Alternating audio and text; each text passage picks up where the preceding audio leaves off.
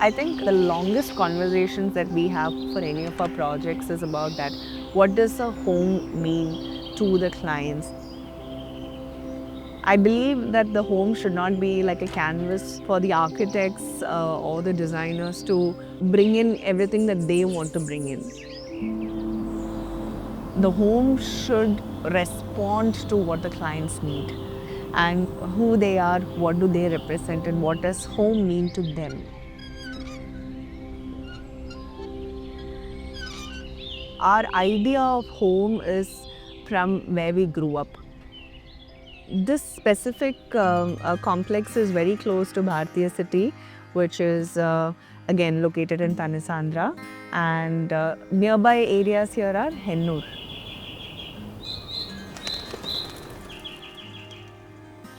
So when we came on board this project, the shell of the building was already being designed, and they wanted to bring in an architecture team or an interior design team who can go along the same design language as them. So we wanted to make sure that from outside to inside the design language kind of flows, and that's exactly what we've tried to do here.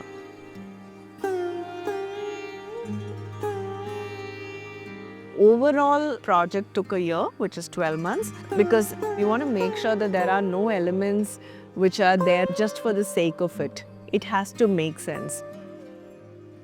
I'll give you an example. These pillars that we have here, it's from the client's ancestral home. And we want to make sure that, these pillars are rehomed. So having a part of their ancestral home in their new home, in a way, is like having a blessing from the ancestors in your new space. And considering that it's a small family of 4, we decided to go for like a 3-seater sofa, 2 single chairs, and also a swing. And while we were designing the layout of the living room, we had questions like, are we going to have a television here? So some of these things really help us kind of orient the room and see how the seating itself works.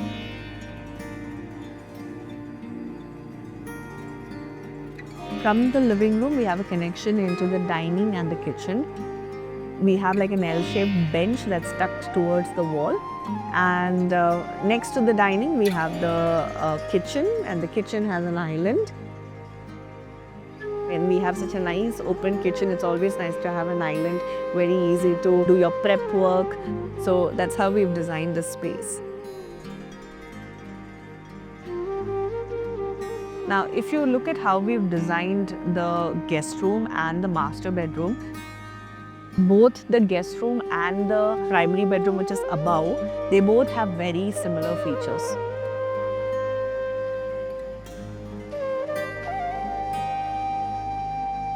Just very easy for them to switch it up. So that was again a very conscious decision that we made while designing, that they are almost the same with respect to functionality.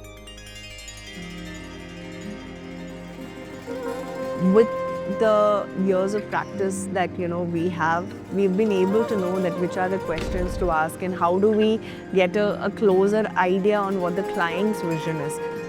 Clients are also bombarded with too many inspirations, whether it's Pinterest, Instagram, there's just too much, right? And how do they filter these and how are they able to communicate this with us? And more often than not, the clients are also able to then get a sense of clarity on what they need. And then we come on to the family room, from where we split into 3 bedrooms. So when we look closely at how these bedrooms are, you'll see that there is a definition of each of these zones by bringing in flooring design. So we have these subtle details that comes through fabric, the detailing of the wardrobes. If you see each of the bedrooms, though the general design language is similar, because we don't want each of these rooms to look like they don't belong to the same house. So we've ensured that the general material palette, which is wood, that has been there throughout for all the wardrobes. Our intention has always been to use materials which age gracefully. And and which has a lower carbon footprint. Inherently, these materials have a quality that, makes one feel at ease. Through that, we have been able to, kind of create a dialogue and have and establish a very interesting design language across the house.